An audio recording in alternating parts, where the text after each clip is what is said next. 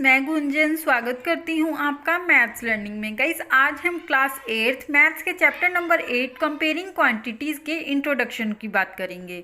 आज हम समझेंगे कि चैप्टर कंपेयरिंग क्वांटिटीज़ में क्या कौन कौन सी टर्म होती हैं और हम उनको कैसे कैसे सॉल्व करते हैं। ठीक है, तो फर्स्ट है आपके पास रेशो। रेशो क्या होता है? देखिए गाइस, मैंने बोला कि 40% बॉयज़ हैं और 30% गर्ल हैं। ठीक है, बॉयज़ और गर्ल्स की बात हो रही है। ठीक है, एक क्लास में बॉयज़ हैं 40% और गर्ल्स हैं 60%। तो मैं आपको बोलूँगी इसको रेशो में लिखूँ, तो रेशो में आप क्या करोगे, 40 डिवाइड बाई 60, 0 से 0, 2 2 ज़ा 4, 2 3 ज़ा 6। तो ये आपने बना दिया रेशो में 2:3। या आपको ऐसे ही रेशो में दिया है, आपको मैं ये बोलूँगी टोटल कितने हैं, टोटल कितने स्टूडेंट्स हैं क्लास में। तो आप, या फिर मैं ये बोल सकती हूँ आपको कि 2:3 आपको रेशियो दी हुई है। मैंने बोला कि ये गर्ल्स की रेशियो है और ये बॉयज़ की रेशियो है। आप इसको परसेंटेज में चेंज करो, तो परसेंटेज में आप कैसे चेंज करोगे, 2 में आपने ऐड करना है 3। टोटल आपके पास कितना हो गया, 2 + 3 5 टोटल हो गया। तो अब आपने क्या करना है, गर्ल्स की परसेंटेज निकालनी है। गर्ल्स कितनी है, 2, और टोटल कितना है 5 × 100। 5 2 ज़ा 10, 0, 2 2 ज़ा 4, 40%। 40% जो है ये क्या हुई, गर्ल्स हुई। अब मैंने बोला बॉयज़ की परसेंटेज निकालो। बॉयज़ कितने थे, 3, और टोटल कितने हैं स्टूडेंट्स, 5 × 100। 5 1 ज़ा 5, 5 2 ज़ा 10, 20 को 3 से मल्टीप्लाई किया तो 60% गर्ल्स बॉयज़ हैं और 40% गर्ल्स हैं। तो आप ऐसे रेशो को परसेंटेज में या परसेंटेज को रेशो में चेंज कर सकते हो। नेक्स्ट आपके पास आता है परसेंटेज। जैसे आपने इसमें निकाल लिया कि 40% गर्ल हैं, 60% बॉय हैं। मैंने कहा एक क्लास में टोटल 60 स्टूडेंट्स हैं। ठीक है, स्टूडेंट्स कितने हुए, 60। मैंने कहा उसमें से 40% गर्ल हैं और 60% बॉय हैं। ये गर्ल्स की परसेंटेज है और ये बॉयज़ की परसेंटेज है। तो आपने इस 60, मैंने फिर आपको बोला कि कितने गर्ल्स हैं और कितनी बॉयज़ हैं। मुझे तो यहाँ परसेंटेज में पता है कि 40% गर्ल्स हैं और 60% बॉयज़ हैं, लेकिन कितने कितने नंबर ऑफ गर्ल्स और नंबर ऑफ बॉयज़ कितने हैं हमें कुछ नहीं पता। हमें बस ये पता है कि टोटल स्टूडेंट्स हमारे पास 60 हैं। तो आप 60 का 40% निकाल लोगे। 0 से 0 कट, 0 से 0, 6 4 ज़ा 24। तो 24 हमारे पास गर्ल्स आ गई। और बॉयज़ का परसेंटेज क्या है, 60%। 0 से 0 कट, 0 से 0 कट, 6 6 ज़ा 36। 60 में से 36 हमारे पास बॉय हैं, 24 हमारे पास गर्ल्स आ गई। तो इस तरह से आप परसेंटेज निकाल सकते हो। ठीक है, नेक्स्ट है आपके पास कन्वर्जन की। रेशो को परसेंटेज में कन्वर्ट करो या फिर परसेंटेज को रेशो में कन्वर्ट करो। वही जो अभी हमने ऊपर एग्जांपल लिया था 3:2। मैंने बोला कि ये बॉयज़ हैं और ये गर्ल्स हैं, तो आपने इनका परसेंटेज निकालना है। परसेंटेज आप कैसे निकालोगे, टोटल क्या हुआ, 3 + 2। जब हम इन दोनों को ऐड करते हैं तो हमारे पास 5 आ गया। अब हमने बॉयज़ और गर्ल्स की परसेंटेज निकालनी है। बॉयज़ की निकालते हैं। बॉयज़ कितने हैं, 3, और टोटल 5 × 100।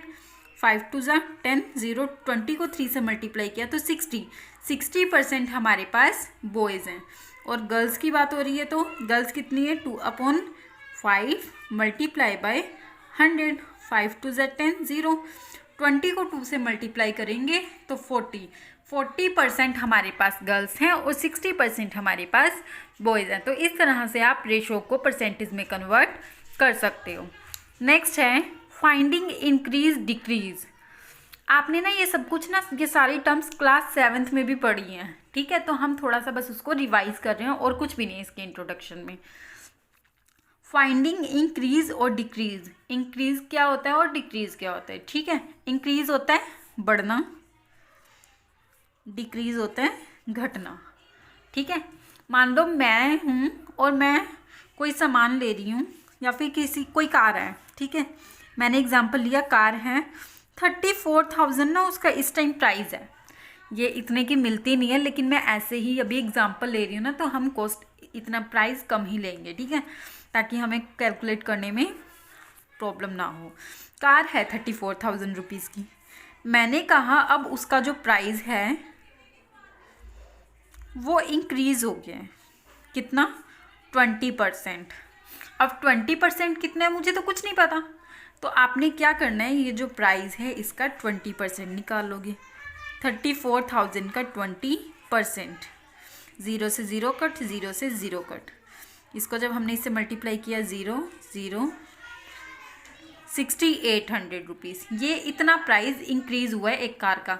लेकिन ये नहीं कि पहले 34,000 था तो अब 6,800 हो गया, ऐसा नहीं। ये इंक्रीज़ हुआ है, मतलब 34,000 में ऐड करेंगे हम 6,800। जब हमने इसके अंदर इसको ऐड किया तो हमारे पास आ गया 40,800। पहले जो प्राइस 34,000 था वो अब बढ़कर कितना हो गया? 40,800 रुपीज़ हो गया। तो ये हुआ इंक्रीज़। ऐसे ही अगर डिक्रीज़ आ जाता है तो मैंने बोला कि कार का प्राइस इतना था और इतना जो है डिक्रीज़ हो गया। 20% डिक्रीज़ हुआ तो 20% आपने सेम ऐसे ही निकालना है। कितना आया? 6,800। अब मैं 34,000 में से माइनस कर दूंगी 6,800। डिक्रीज़ करेंगे तो माइनस और इंक्रीज़ होगा तो प्लस करना है आपने। 6,800 मैंने माइनस कर दिया तो मेरे पास कितना आया? 27,200 रुपीज़। ठीक है, ये देख लेना, माइनस करके देख लेना आप लोग। 34,000 में से 600 माइनस किया हमने तो 28,000, और उसमें से 800 माइनस किया तो 27,200 रुपीज़। ये डिक्रीज़ के केस में होगा। डिक्रीज़ हुआ है तो माइनस, इंक्रीज़ हुआ है तो प्लस करेंगे हम जो भी हमारा प्राइस है उसके अंदर उस मनी को। ठीक है, तो यहाँ पर आपका ये केस था इंक्रीज़ और डिक्रीज़। अब आपसे ये पूछ लिया जाए कि इंक्रीज़ परसेंट निकालो या डिक्रीज़ परसेंट निकालो। ठीक है, देखो अगर आपको इसकी परसेंटेज निकालनी हो, मान लो मैं इंक्रीज़ परसेंट निकाल रही हूँ। आपने ना 7th क्लास में किया होगा प्रॉफिट परसेंट और लॉस परसेंट। प्रॉफिट परसेंट कैसे निकालते थे हम? जो भी प्रॉफिट है वो ऊपर और जो हमारा कॉस्ट प्राइस है वो नीचे, और मल्टीप्लाई में 100। अब हमने क्या निकालना है यहाँ पर? इंक्रीज़ प्राइस निकालना है। इंक्रीज़ जो हो रहा है ना उसकी परसेंट। इंक्रीज़ कितना हो रहा है? 6,800 रुपीज़। ठीक है, और टोटल जो मेन उसकी कॉस्ट थी, ओरिजिनल कॉस्ट, वो कितनी है? 24,000 रुपीज़। Multiply by 100। 20 से 20 कट, 10 से 10 कट, तो जब इससे किया तो 20%। ठीक है, 20% इंक्रीज़ हो रहा है। आपको क्वेश्चन किसी भी टाइप से आ सकता है। ऐसे भी बोला जा सकता है कि इतना प्राइस है, इतना इंक्रीज़ हो रहा है, तो अब वो कार कितने की है? ठीक है, वो हमने निकाल ली थी 40,800 की है। ठीक है, या फिर आपको ये परसेंटेज ना देकर आपको सीधा ये बोला है कि पहले जो प्राइस था वो 34,000 था और अब वो 40,800 है। तो ये बताओ कि परसेंटेज कितनी हुई जो इंक्रीज़ हो रही है। ठीक है, तो 40,000 इसमें से आप इसको माइनस करोगे, जो भी आपकी इंक्रीज़ होगा जितना भी वो, और नीचे उसका ओरिजिनल प्राइस, तो आप ऐसे परसेंटेज भी निकाल सकते हैं। नेक्स्ट है फाइंडिंग डिस्काउंट। अगर डिस्काउंट की बात हो रही है, डिस्काउंट क्या होता है पता है ना आप सबको? डिस्काउंट क्या होता है? मान लो मेरे को कोई चीज़ ना 300 रुपीज़ की मिल रही है। ठीक है, लेकिन मैंने उनको कहा, मैं मार्केट में लेने गई हूँ और वो चीज़ मेरे को 300 की मिल रही है। मैंने कहा नहीं, इसको कम कर लो, कम कर लो। तो उन्होंने मुझे कहा ठीक है, आपके लिए 250 रुपीज़ की ले जाओ। मतलब जो 300 वाली चीज़ थी वो मुझे 250 की मिल रही है। नेक्स्ट आपके पास क्या है कि आपको पहले इतने की चीज़ मिल रही थी और आपने इतने की खरीदी है। आपने कहा कि प्लीज़ भैया कम कर लो, कम कर लो। तो उन्होंने कहा ठीक है 250 की ले लो, तो 50 रुपीज़ जो है आपका डिस्काउंट होगा। ठीक है, एक और कंडीशन इसी में आती है कि आपके पास कोई चीज़ है 200 रुपीज़ की है और आपको ये कहा कि इसके ऊपर जो डिस्काउंट है ना वो कितना है? 20% है। तो आपको ये चीज़ कितने की मिलेगी? अब 200 की नहीं मिलेगी, क्योंकि इसके अंदर जो डिस्काउंट है वो 20% भी है। तो आप क्या करोगे? 200 का 20% निकालोगे। 0 से 0 कट, 0 से 0, 2 2 ज़ा 4, 40 रुपीज़ जो है आपके पास डिस्काउंट होगा। तो मतलब पहले ये चीज़ 200 की मिल रही थी, अब आप इसको 40 रुपीज़ कम करके देंगे, मतलब 160 रुपीज़ की अब आपको ये चीज़ मिलेगी। तो ये हो गया डिस्काउंट का जब परसेंटेज दिया होता है आपको। ठीक है, नेक्स्ट है प्राइस। ये ध्यान से समझना। कॉस्ट प्राइस क्या होता है, सेलिंग प्राइस क्या होता है? कॉस्ट प्राइस, मान लो मैंने कोई चीज़ खरीदनी है, एक पेन था मेरे पास जो 10 रुपीज़ का वो मार्केट में मिल रहा है या फिर 15 का मिल रहा है, ठीक है। जब मैंने उसको मैन्युफैक्चरर से ख़रीदा, मैन्युफैक्चरर कौन है, जो उस चीज़ को बना रहा है, मैन्युफैक्चर कर रहा है उसको, ठीक है, उससे मैंने ये पेन 7 रुपीज़ का लिया, तो ये कॉस्ट प्राइस हुआ। जिसमें जितने में मुझे मिल रहा है वो क्या है, उसका कॉस्ट प्राइस है। और मैंने जब उसको सेल किया आगे वो 10 रुपीज़ का किया, तो ये उसका क्या हो गया, सेलिंग प्राइस। मैंने जिस प्राइस पर उसको ख़रीदा वो कॉस्ट प्राइस, ठीक है। मैं फुल फॉर्म भी बता देती हूँ आपको, कॉस्ट प्राइस और ये है सेलिंग प्राइस, सेल्स प्राइस लिख सकते हैं, सेल्स प्राइस, ठीक है। कॉस्ट प्राइस क्या हुआ, जितने में मैंने उस चीज़ को ख़रीदा। मैंने पेन कितने का ख़रीदा, 7 का, और मैंने आगे कितने में सेल किया उसको, 10 रुपीज़ में, तो 3 रुपये का मुझे प्रॉफिट हो रहा है ना, ठीक है। तो ये हो गया उसका कॉस्ट प्राइस और सेलिंग प्राइस, ठीक है। नेक्स्ट 10 रुपीज़ का मैंने सेल कर दिया। अब मैं देखूँगी मुझे प्रॉफिट हो रहा है या लॉस हो रहा है। प्रॉफिट, जब मैंने ख़रीदा कम में और बेचा ज़्यादा में, क्या फॉर्मूला है, SP माइनस CP। 10 में से माइनस करूँगी 7, 3 रुपीज़, मतलब मुझे 3 रुपीज़ का क्या हुआ है, प्रॉफिट, ठीक है। और अगर यही पेन मैंने 7 रुपये का ख़रीदा है और 5 रुपये में बेच दिया, कॉस्ट प्राइस कितना हो गया, 7, और सेलिंग प्राइस कितना होगा, 5, ठीक है। तो मेरे को क्या होगा, लॉस होगा। 7 में से माइनस करूँगी 5, तो क्या आ गया, 2।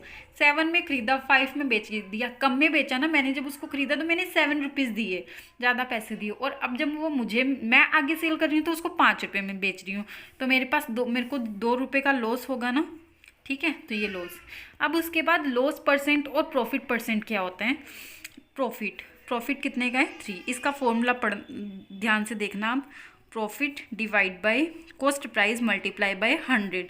प्रॉफिट कितने का हुआ, 3 रुपीज़ का। कॉस्ट प्राइस कितना है, 7, मल्टीप्लाई बाय 100, 300 डिवाइड बाय 7, ठीक है। तो आप इसको डिवाइड करके देख लेना कि कितने परसेंट का। ये प्रॉफिट परसेंट निकालने का फॉर्मूला है। 28, 2 और 0, 7 2 14, 6, तो क्या हो गया, 42 6/7%, ठीक है। 42 6/7 इसका क्या हो गया, प्रॉफिट परसेंट हो गया। और लॉस कितने का हुआ, 2 रुपीज़ का। आपको मैं बस ये टर्म से समझा रही हूँ, बाकी हम सब कुछ बाद में पढ़ेंगे जब हम चैप्टर को करेंगे। डिवाइड बाय 7, क्योंकि कॉस्ट प्राइस कितना था, 7, तो लॉस कितने का हो रहा है ये देखते हैं। 200 डिवाइड बाय 7, 200 डिवाइड बाय 7, 7 2 14, 6, और यहाँ पर आया 0, 7 8 56, 4, तो क्या आ गया, 28 4/7। ये क्या है, इसका लॉस परसेंट। तो यहाँ पर मुझे लगता है कि आपको ये सारी टर्म्स क्लियर होंगी। नेक्स्ट है आपके पास कंपाउंड इंटरेस्ट और सिंपल इंटरेस्ट। ये अब इस चैप्टर का लास्ट टॉपिक है, इसको भी आप ध्यान से समझेंगे। तो देखिए, सबसे पहले आपको ये पता होना चाहिए कि इंटरेस्ट क्या होते हैं। इंटरेस्ट, ठीक है। इंटरेस्ट क्या होता है आपके पास, मान लो मैंने किसी से बोरो किए हैं 1000 रुपीज़, बैंक से बोरो किए, बैंक से लेते हैं ना उधार, पता है सबको, बैंक से भी हम बोरो करते हैं। मैंने बोरो किए 1000 रुपीज़, ठीक है।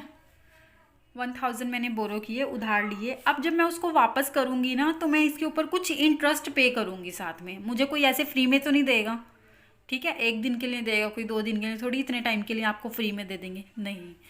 आपको क्या देना होता है इसके साथ में, इंटरेस्ट। मैंने 1000 रुपीज़ बोरो किया, उधार लिया, ठीक है, ये मैंने उधार लिए।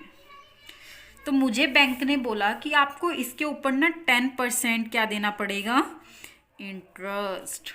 इंटरेस्ट होता है ब्याज, जो आप अलग से ब्याज देते हो, ठीक है। अब इंटरेस्ट देखते हैं, 10,000 का क्या होगा, 1000 का 10% इंटरेस्ट, 0 से 0 कट, 0 से 0 क्या आ गया, 100। मतलब जब मैं वापस दूंगी तो मैं कितना दूंगी, 1000 प्लस 100, ये मैंने 1100 रुपीज़ वापस देना होगा जब भी मैं वापस दूंगी। ये मेरे पास 1 ईयर का है, ठीक है। जो बैंक वगैरह होते हैं वो आपके पास एनुअली इंटरेस्ट लगाते हैं आपके ऊपर, ठीक है। तो मुझे इतना देना है, तो ये 100 है ना, जो ये 1 साल का इंटरेस्ट लगेगा, ठीक है। ये आता है सिंपल इंटरेस्ट में। इंटरेस्ट ये हो गया जो आपके पास 10% आ रहा है, 100 रुपीज़। ये हुआ प्रिंसिपल, जो हमने उधार लिया उसको क्या बोलेंगे, प्रिंसिपल, ठीक है। और ये होता है हमारा रेट, जितने रेट पे हमें जितना इंटरेस्ट रेट पे हमें वो पैसा मिल रहा है, मतलब जो हमने बाद में वापस करना है तो उतने इंटरेस्ट रेट के साथ वापस करना है। और ये हुआ हमारा amount, principal plus interest equals to amount. Clear है, ठीक है। Principal plus interest equals to amount. तो यहाँ पर ये मुझे लगता है कि ये तीनों टर्म्स आपको क्लियर हैं। प्रिंसिपल क्या है, जितने पैसे हमने उधार लिए। इंटरेस्ट क्या है कि जो हमें उन पैसों के साथ एक्स्ट्रा जो मनी देनी है ना, वो होगा इंटरेस्ट रेट, इंटरेस्ट। और उसके बाद अमाउंट क्या है, principal plus interest equals to amount, की जो हमने प्रिंसिपल लिया था, पैसे लिए थे, उस पर जो हम एक्स्ट्रा मनी भी दे रहे हैं उसको बोला जाएगा अमाउंट। मतलब यहाँ पे 1100 रुपीज़ आपके पास अमाउंट है, ठीक है। ये तो था इंटरेस्ट, सिंपल इंटरेस्ट। और अब आपके पास है compound interest. Compound interest short में लिख रही हूँ, आपको फुल फॉर्म बता दिया, कंपाउंड इंटरेस्ट, ठीक है। कंपाउंड इंटरेस्ट क्या होता है, मान लो मुझे 3 साल के लिए दिया है, 1 ईयर, 2 ईयर और 3 ईयर, 3 साल के लिए दिया है। 2 तरह के इंटरेस्ट हैं, सिंपल इंटरेस्ट और कंपाउंड इंटरेस्ट। प्रिंसिपल कितना था, 1000 रुपीज़। इंटरेस्ट रेट कितना था, 10%। तो जो अमाउंट बना वो कितना बना, 1100 रुपये, 100 रुपये इसका। और जब हम 1 साल और रखेंगे अपने पास तो मुझे कितना देना होगा, 100 रुपये और एक्स्ट्रा देना होगा, 1200 रुपये दे दिया। और जब 1 साल और मैंने रख लिया तो 100 रुपये और देने होंगे मुझे, मतलब मुझे 1300 रुपये देने होंगे, ठीक है। लेकिन जब कंपाउंड इंटरेस्ट की बात आती है, यहाँ पर दिखाती हूँ मैं आपको 2, 3। कंपाउंड इंटरेस्ट क्या होता है, देखिए, एक तो 1000, उसके ऊपर आपने 10% इंटरेस्ट देना है, तो ये हो गया आपके पास 100 रुपीज़। तो आप कितने पैसे वापस करोगे, 100 रुपीज़ एक्स्ट्रा करोगे वापस। 1000 प्लस 100 इक्वल्स टू 1100, ये आपने वापस करने हैं। लेकिन कंपाउंड इंटरेस्ट में, सिंपल इंटरेस्ट में आप 100 रुपीज़ बढ़ाई जा रहे थे, लेकिन कंपाउंड इंटरेस्ट में ऐसा नहीं होता। कंपाउंड इंटरेस्ट में क्या होता है कि जो आपकी मनी होती है ना, जो आपका ये फर्स्ट ईयर में, मान लो आपने प्रिंसिपल तो 1000 रुपीज़ लिया था, इंटरेस्ट लगा 100, तो यहाँ पर अमाउंट कितना बन गया फर्स्ट ईयर का, 1100 रुपीज़। तो अब आपने जो इंटरेस्ट लगाना है ना, वो 1000 पे नहीं लगाना है, वो किस पे लगाना है, 1100 पे लगाना है। अब जो आपका इंटरेस्ट होगा, जैसे यहाँ पे 1000 पे लगा रहे थे तभी तो 100 रुपीज़ एक्स्ट्रा हो रहे थे ना, ठीक है। अब यहाँ पर आपने 1100 पे लगाना है 10%, 0 से 0 कर, 0 से 0, अब 1110 हो गया, ठीक है। मतलब अब आपको कितना देना है, 1100 प्लस 110, तो ये हो गया 1210। अब आप ये बोलोगे कि सिर्फ 10 रुपये तो ज़्यादा है, 10 रुपये से ही बहुत फ़र्क पड़ जाता है। एक एक पैसे का हिसाब रखते हैं बैंक वाले, ठीक है। बैंक वाले के जिससे भी आपने इंटरेस्ट लिया वो हर चीज़ का हिसाब रखते हैं, ठीक है। तो यहाँ पर आपने 1210 रुपीज़ देने हैं। अब जब आपने 3rd ईयर कैलकुलेट करना है तो आप इसके ऊपर करेंगे। याद रखना, कंपाउंड इंटरेस्ट में ये होता है कि जो लास्ट ईयर का अमाउंट होगा, ये नोट कर लो बस, अमाउंट ऑफ लास्ट ईयर क्या होगा, वो इस ईयर का प्रिंसिपल ऑफ नेक्स्ट ईयर मतलब जो आने वाला साल होगा, ठीक है। अब यहाँ पे ये अमाउंट था ना, तो ये नेक्स्ट ईयर का क्या बन गया, प्रिंसिपल बन गया। अब जो इंटरेस्ट लगेगा वो इसके ऊपर लगेगा, कितना हो गया, 121। तो आपने 1210 में ऐड कर देंगे 21, तो ये आपके पास हो गया 10133।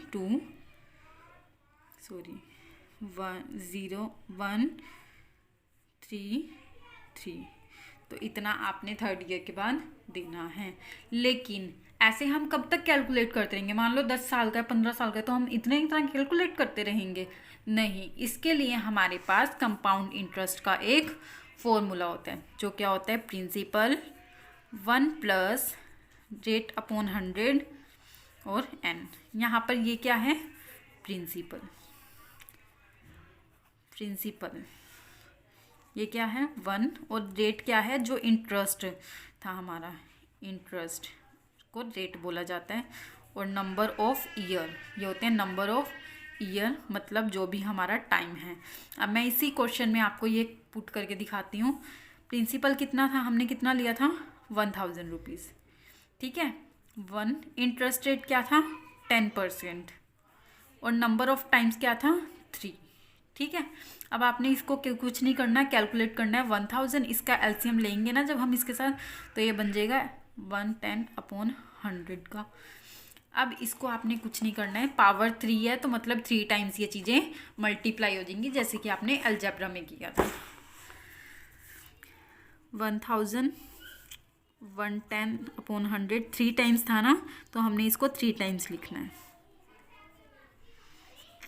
अब देखो, 0 से 0 कट, 0 से 0 कट, 0 से 0 कट, ठीक है। 0 11 मल्टीप्लाई 11 मल्टीप्लाई 11 डिवाइड बाय 1000। 1000 से 1000 कट, जब हम इसको मल्टीप्लाई करेंगे तो हमारे पास आएगा 1331। देखो, जब हमने थर्ड ईयर का निकाला था तो क्या आया था? 1331। तो उसी को करने के लिए बस हमारे पास कंपाउंड इंटरेस्ट का फॉर्मूला होता है, जिसको हमने सोल्व किया। तो बस ये क्वेश्चन को छोटा कर देता है, आपको हर ईयर का अलग अलग नहीं करना होता, बस फॉर्मूला पुट करो और सोल्व हो जाएगा। आंसर दोनों का सेम ही आ रहा है, ठीक है। तो यहाँ पर आपका चैप्टर नंबर 8 कंपेयरिंग क्वांटिटीज़ का इंट्रोडक्शन पार्ट कंप्लीट है। अब नेक्स्ट वीडियो में हम क्वेश्चन स्टार्ट करेंगे। तब तक आप इंट्रोडक्शन को ध्यान से देखें, ध्यान से समझें। जब आप इस इंट्रोडक्शन को अच्छे से कर लेंगे ना, तभी आपको क्वेश्चंस अच्छे से समझ में आएंगे। इसलिए इस वीडियो को ध्यान से देखना। Thank you.